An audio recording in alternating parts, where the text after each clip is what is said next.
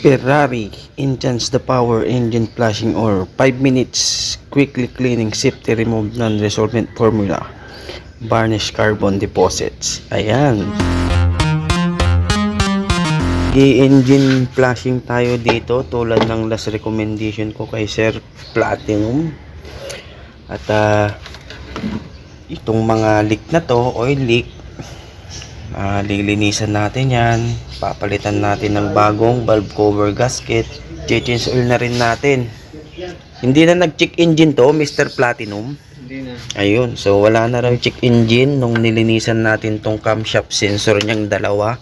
Nilinisan ko rin yung throttle body niya para sa ganun lahat is wash out. Ayan, so 5 minutes. So lilinisan na rin natin yung treno nito ni Mr. Platinum habang pina-flash. Salin na natin to. Ayan. So, ibang klase itong engine flashing nila, no? Parang tubig lang, no? Ayan. Kaya tubig lang yan. Ayan. So makikita natin to Mr. Platinum mamaya pagka-drain nung iyong langis.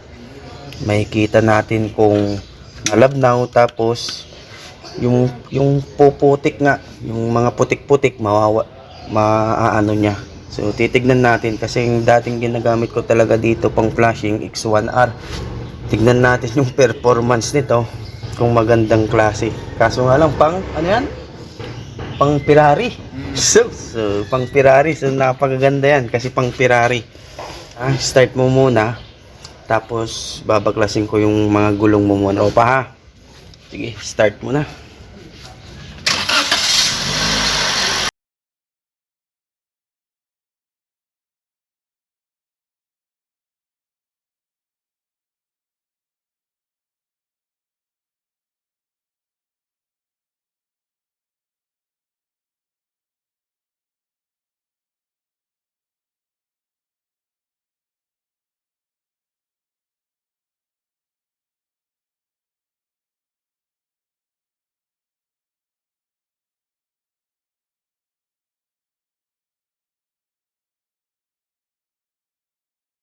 Tapos ko lang nalinisan yung kanya preno. So nag-idling pa rin. So pwede na tayong magbaklas. So mamaya ako na i-drain yan. Babaklasin ko muna valve cover gasket nya at saka yung throttle body. So papatay muna bro. Babaklasin na natin tong wag nilang kakalimutan na tuwing magbabaklas kayo ng throttle body is wag niyong kakalimutan tanggalin yung negative. Para sa ganon, maiwasan natin yung mag-spark ang inyong tools kung sakaling sumayad sa positive yung inyong tools. Ayan. So, iwas shorted din tayo. Tapos, magbabaklas kasi tayo ng mga sakit. At least kahit pa paano, walang kuryente na dumadaloy sa mga sakit na habang binabaklas natin. So, babaklasin natin to kasi nga, may oil leak na. Ayan, papalit tayo ng valve cover gasket tapos clean tayo ng throttle body.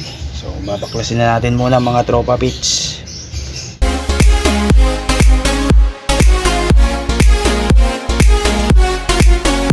Yan mga tropa pits. Napakarungis, madungis na yung kanyang throttle body. Usually makikita mo lang yung dumi niyan sa loob pero ito sa kanya hanggang labas na.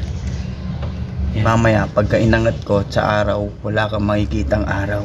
Pero pag nalinisan na natin yan, may awang na yan, makakahinga na mabuti yung kanyang throttle body. Babaklasin na natin yan. So tornilyo tatlo, 1, 2, 3. Tapos yung sakit nya ito, ingatan nyo lang kasi medyo may edad na rin tong sasakyan na to. So brittle na rin yan, ang tigas na rin yan. Kaya pagka tinanggal mo yan, magkakaroon ng mag-crack. So ingat-ingat lang yan mga tropa. Tapos tanggalin nyo lang din tong hose.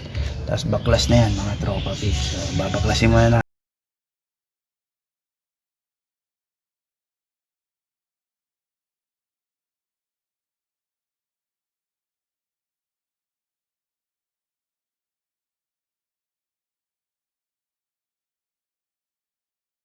Ayan mga tropa pits, no?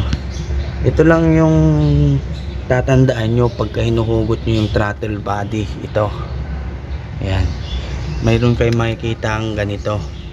Minsan kasi pag hinugot nyo ito, yung throttle body dumidikit, tapos baka hindi nyo mapansin, nalaglag, magkakaproblema po kayo. Mamamatay-matay yung inyong makina pagka nag-i-start kayo kung wala ito. Kaya beware, lagi nyong tatandaan na pag naghugot kayo ng throttle body nito, make sure na hindi nyo ito malalaglag, kasi minsan nalalaglag to doon sa dulo. So akala nyo wala siyang gasket, yung pala nahulog na nung pagtanggal nyo nito. So yun lang mga tropa, para hindi kayo magkaroon ng trouble once na binaklas nyo na yung inyong throttle body. Yan. So makikita natin dito, tulad nga ng sinabi ko, marumi na. Paano na kaya dito? Ayan. So ang kapal na nung kanyang carbon. Ayan, oh, carbon na. So napakadungis. So gagawin natin dito, lilinisan natin yan. Tapos pag tinapat mo dun sa taas, wala kang makikitang parang awang. So mamaya ipapakita ko sa inyo na dapat pagka inangat nyo ng ganon, may makikita kayong awang, o kaya makikita nyo yung sinag ng araw pagka ginanon nyo. Pero kung ganyan na wala, barado na po yan. So tignan mo, wala, di ba? Wala kang makikita na siwang. Mamaya pag nalinisan natin yan, magkakaroon yan. So lilinisan natin to. Atin tong kanyang valve cover, tapos yung kanyang spark plug mga tropa. So babaklasin natin tong 1, 2, 3, 4. Ayan. Tapos babaklasin natin tong valve cover kasi bumili na siya ng gasket. So babaklasin muna natin to mga tropa. Ayan, oh. So kahit pa paano nabawasan nga, yun nga lang is putik-putik na to. Ayan. Ayan, oh. Susubukan nating linis-linisan lang ito para kahit pa paano hindi magka-problema. Ayan, oh. Malutong na rin mga gasket. Ayan. So huli na natin yan, lilinisan muna natin kasi ito parehas dun sa sinend ko sa'yo, pero mas grabe yon, di ba? Oo. Talagang buo na yun itim na. Ito itim na pa siya, dark brown. Yan, itim na talaga. Tigas na nito. Buo na talaga. So lilinisan natin yan para ano, ito yung ano mo. Oh, wala na. Ano yung gasket? Tigas na. Itong ingatan natin. So lilinisan muna natin yan. So yan mga tropa pits, bali na ikabit ko na yung kanyang valve cover gasket. Hindi ko na rin na pa-check kung paano ko nilinisan, pero nilinisan ko yan mga tropa dun sa ilalim. Ayan. Tapos ito na yung throttle body niya kanina. So makikita nyo, malinis na. Ayan. So pag inangat mo, hindi lang kita sa video, pero kitang kita mo na yung awang. Ayan, oh. Ayan. So kanina ginanyan ko, hindi kita yung ganyan, no? Yan, yung parang ano na yan. Yan, so yan, so kita na yung liwanag ng buhay. So ikakabit na natin mga tropa. Hey, ayan, no? So ibang iba kumpara kanina, napakadungis at walang awang. So mayroon na siya, kakabit na natin to. Tingnan mo kung naka-check engine.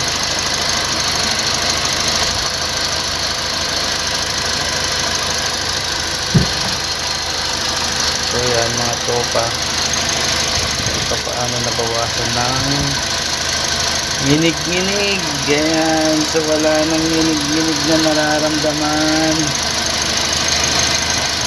So hindi kasi original yung kanyang valve cover gasket, kaya nilagyan ko siya ng silicone. So di ba pag natuyo, malilinisan naman yan, matatanggal din naman yan pagkalaunan. So pinaikot ko lang din ulit para yung nandoon sa langis na nung naglinis ako ng kanyang valve cover is ma-wash out, malinisan pababa. So nandyan pa rin yung flashing, in-start ko pa rin. So okay naman. So tignan natin kung nag-check engine, kung may check engine yung gawa natin. So sabi naman ni Brother Franklin, wala naman. Ayan. So wala. Naglinis tayo ng throttle body, idling niya. So far okay naman, bumaba at hindi nag-hunt. So steady na yung kanyang idling. Ayan. So okay na to. Okay, change oil na lang namin to. Ayan. So, wala naman yung palag-palag niya dito. Kanina mayroong konti. So nawala. Marurupis na lang niya mamaya. Tapos pakikiramdaman niya kasi may konting kadyot-kadyot na raw siyang nararamdaman. Ayan. Ganun din yan. So ito yung langis na ilalagay natin, tsaka oil filter. Ayan. So na-drain na. Tignan natin yung status ng kanyang langis. Ayan eh. So yan yung kanyang langis. Pag titignan nyo, napakalasaw na. So maganda-ganda yung kanyang pang engine flush. So pwede to mga kada pa-change oil mo, kahit bumili ka ng ganon hanggang sa tapos i-stop na natin pagka malinis-linis na. Sunod. So yan na. So yan, i-road test na ni Brother Franklin ang kanyang sasakyan. Ayan, so road test niya na.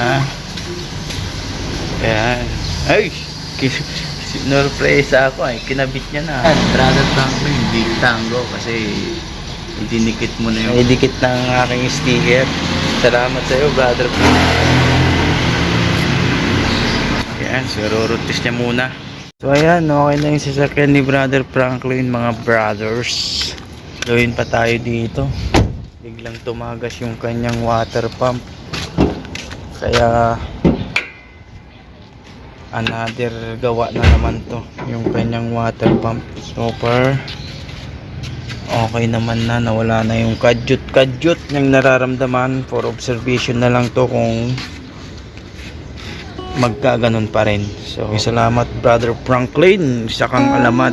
Ayan, maraming salamat sa iyo at nagpagawa ka at bumalik.